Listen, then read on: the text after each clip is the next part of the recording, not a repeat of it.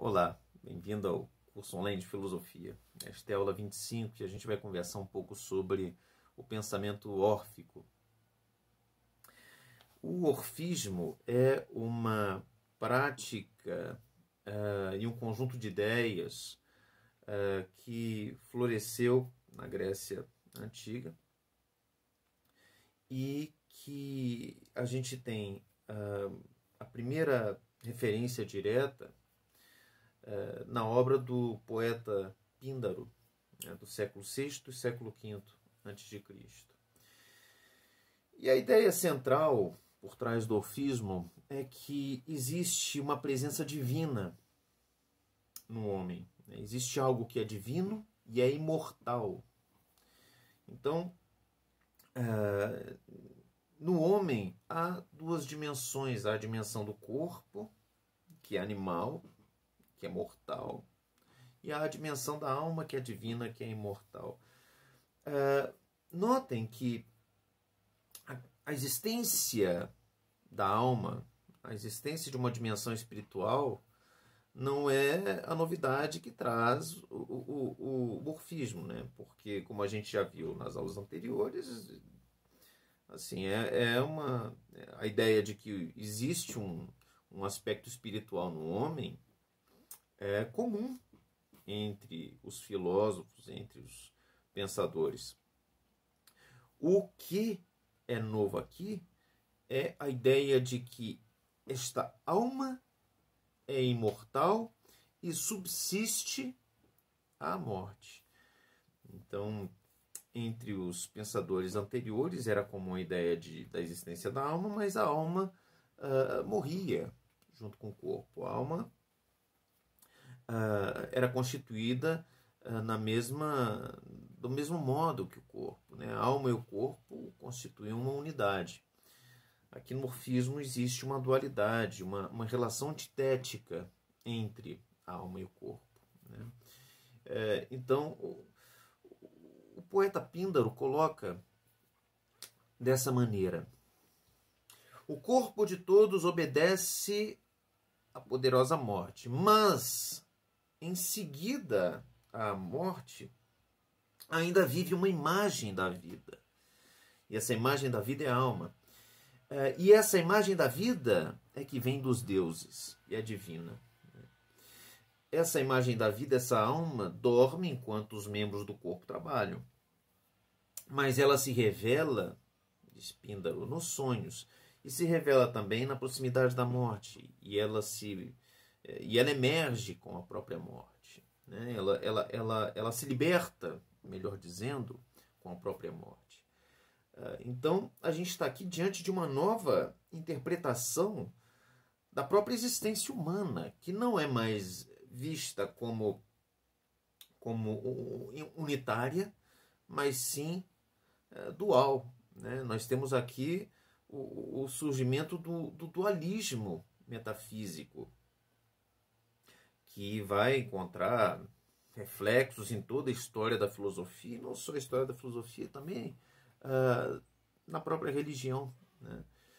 Então, é nesse sentido que, por exemplo, Platão, no Crátilo, diz mais ou menos o seguinte: alguns dizem que o corpo é o túmulo da alma. Túmulo aqui, palavra grega, sema. Então, o corpo é o sema da alma, o túmulo da alma. E a alma exprime com o corpo tudo que ela quer exprimir. Exprime semainei, né?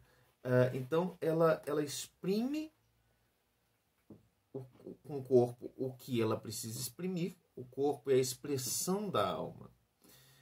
E por isso o corpo é também entendido como um sinal, como um sema.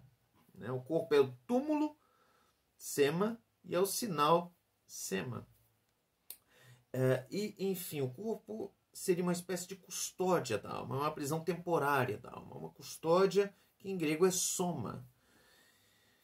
Então, o Platão joga com essas palavras de forma poética para dizer que o corpo é uma prisão, né? Que a alma só virá a se libertar com a própria morte. E nos sonhos, enfim, essa era a ideia, a ideia de fundo. E isso significa que essa nova concepção, né, da existência humana, essa concepção dualista da existência humana, vai indicar para Platão, e isso fica muito claro no Gorgias, numa passagem do Gorgias, que o caminho da libertação da alma é o caminho da mortificação do corpo e daquilo que é próprio do corpo, e o caminho da vida em função da alma e daquilo que é próprio da alma, né? Enfim, então a gente tem aqui uma antítese, uma relação de guerra entre o corpo e a alma. Agora, de onde que veio essa ideia no mundo grego? Porque essa ideia, de algum modo, estava presente em Pitágoras também. Então, será que ela veio dos filósofos ou dos místicos? A ideia da dualidade entre o corpo e a alma, e o corpo é mortal, e a alma é imortal, é divina, é uma ideia filosófica ou é uma ideia mística? Giovanni Reale defende a tese de que essa ideia veio, em primeiro lugar, dos místicos. E ele dá algumas razões para isso. Ele diz que as fontes mais antigas que tratam da concepção órfica não falam dos pitagóricos. E deveriam falar, caso essas fontes tivessem aprendido essas ideias dos pitagóricos. Então não falam dos pitagóricos, mas sim de teólogos e de sacerdotes como a origem dessas ideias. O próprio Píndaro não faz referência nenhuma aos pitagóricos, e o normal é que ele faria, né, que ele fizesse essa referência, caso essas ideias tivessem sido pitagóricas. E no Crátilo, Platão exprime claramente a ideia de que a concepção da separação entre a alma e o corpo e a própria ideia da transmigração das almas, ou seja, da reencarnação, teria vindo dos órficos. E essa é uma posição que também é defendida por Aristóteles, né? E, além disso, parece que algumas fontes antigas dão a impressão de que as ideias da subsistência da alma que estão em Pitágoras e nos pitagóricos teriam vindo, em primeiro lugar, dos escritos e da obra e das ideias dos órficos. Então, os pitagóricos teriam se apropriado dessas ideias órficas, né? E não o contrário, né? Enfim, existe um sentido moral de fundo nessa tese da separação entre o corpo e a alma, né? É uma tese metafísica, mas ela tem um sentido moral muito, muito direto e claro. Os gregos, antes das ideias órficas, antes de Pitágoras, isso é muito evidente nas narrativas homéricas, não trabalham com a ideia da punição, da justiça, do pagamento, né, do mal que se faz. Não havia essa concepção da necessidade de uma justiça divina em relação às ações dos homens, né? Não havia culpa. Então, caso alguém haja mal, circunstancialmente será punido ou não por esse mal, né? Mas não há uma necessidade de ordem divina, de ordem cósmica, no sentido da restituição da justiça e do equilíbrio aqui. Então, o orfismo vem trazer justamente uma resposta para essa aparente necessidade da reposição do equilíbrio da ordem cósmica. Então, a ideia de que é preciso pagar uma dívida moral. Quem pecou tem que pagar, né? Quem pecou tem uma culpa que precisa ser expiada, né? O mal precisa ser reparado. A ação malévola, injusta, precisa ser paga, né? E é preciso que se restitua a ordem cósmica, que é uma ordem equilibrada e justa. Então, quando você tem a crença de uma reencarnação, de uma metempsicose, de uma transmigração das almas, e que, enfim, pode ser de homem para homem ou de homem para um animal, de ser humano, né? Quando eu digo homem aqui é ser humano, é homem e mulher. Para um animal, para um vegetal, enfim. A ideia aqui, então, é que o sofrimento que uma pessoa tem, algo que a pessoa sofre, na verdade, é uma expiação de um mal que ela cometeu, se não nesta vida, em outra vida anterior, né? Então, não há almas inocentes. Todos que sofrem, sofrem por uma razão. Então, se há uma aparente injustiça no mundo, na verdade, essa aparente injustiça é uma restituição da justiça. Porque quem sofre uma injustiça agora, quem sofre uma dor, uma doença, um infortúnio, na verdade está pagando por algo que teria feito numa vida anterior.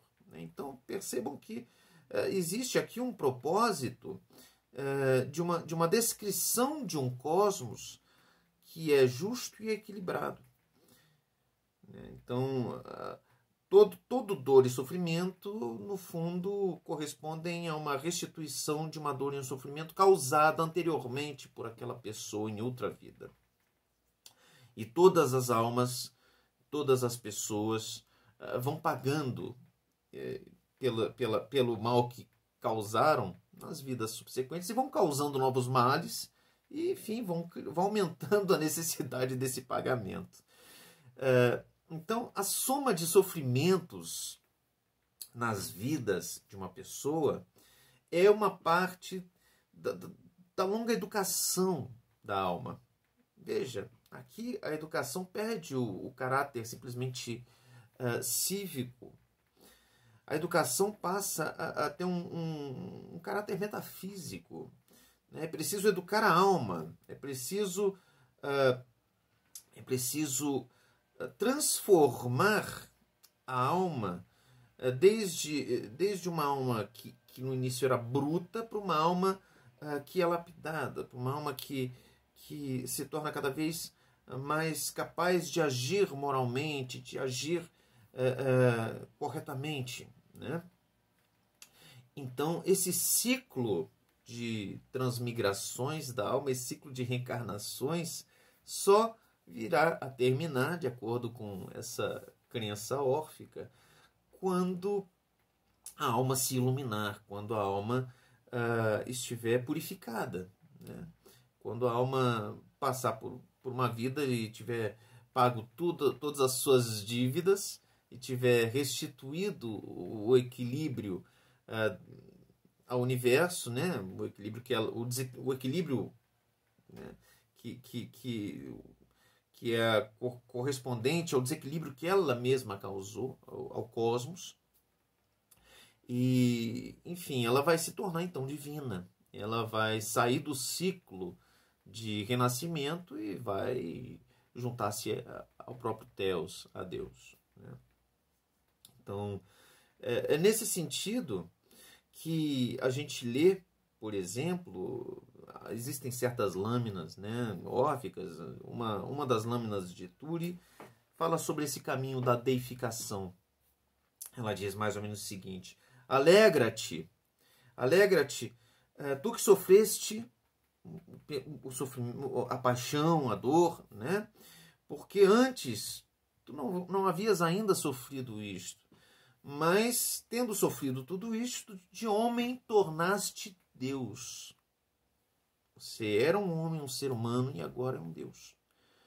Você agora é um cordeiro caído no leite, né? Você encontrou a felicidade. Alegra-te, alegra-te, diz a lâmina, uma das lâminas de Túria.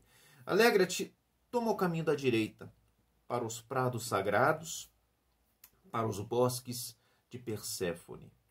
Então, a pessoa alcançou a iluminação, a pessoa alcançou a purificação e tornou-se, então, divina e não precisa mais participar do ciclo de renascimentos, né? E de dor, de sofrimento. Okay? E as práticas órficas, como essas práticas eram? Essencialmente havia ritos, havia cerimônias, havia encenações, né? Representações que correspondiam, que eram sinais de uma adesão a um certo tipo de vida. E o que há de mais característico nesse modo de vida órfico é a recusa peremptória do consumo de carne, né, de qualquer animal. Então os órficos eram estritamente vegetarianos. Eles não comiam carne e mais, eles achavam que quem comia a carne de um animal morto era o equivalente a um assassino, né?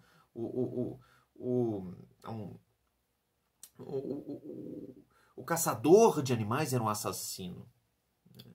Porque, enfim, ele podia estar caçando caçando um animal que tinha uma alma de um amigo anterior, estaria matando um amigo, né? Um amigo que morreu, que nasceu naquele animal, e vem o caçador e pum, mata. Não tinha, não tinha espingarda na época. Ele mata com arco e flecha, enfim. E então todo aquele que mata um animal é equivalente ao assassino que mata um ser humano, né? Então havia além disso também os rituais de expiação da culpa, rituais mágicos que visavam justamente a contribuir para a purificação da alma. E é interessante que Pitágoras toma esses rituais e toma essas práticas, né? Então havia uma série de regras também entre os pitagóricos, regras que eram órficas em relação aos alimentos que eram permitidos, alimentos que não eram permitidos, com quem você podia andar, com quem você não podia andar, como é que você tinha que arrumar a cama, como é que você tinha que... Enfim. Mas o Pitágoras expande isso e também propõe que existem outros meios de purificação, né? Ele traz a música e traz a ciência, traz o estudo da própria matemática para o âmbito dos caminhos de purificação, né? Então, nisso Pitágoras inova. E Platão vai inovar ainda mais. No Fédon, Platão vai atribuir à própria filosofia um caráter purificador, no sentido que era entendido pelos órficos. Ele vai dizer, certamente não foram tolos, isso no Fédon, certamente não foram tolos aqueles que instituíram os mistérios órficos, né? E na verdade, já nos tempos antigos, eles revelaram que aquele que chega no Hades, que aquele que chega no mundo dos mortos, sem ter se iniciado, sem ter se purificado, aquele vai ficar na lama, né? Aquele jazerá na lama, não terá uma vida divina no Hades. Mas aquele que se iniciou, aquele que se purificou na sua vida, habitará com os deuses. E como é que se pode purificar? Como é que se pode iniciar? Platão conclui nesse trecho do Fédon. Esses que se iniciaram, esses que se purificaram, são esses justamente que praticam retamente a filosofia. Então Platão atribui à própria filosofia um caráter purificador, no sentido metafísico e místico proposto pelo orfismo e depois pelos pitagóricos, né? Platão, então, num certo sentido, é um continuador dessa tradição que aproxima a filosofia da própria prática mística, né? Na prática de purificação da alma. Ok? Obrigado pela atenção. Dá um joinha, se inscreva no canal.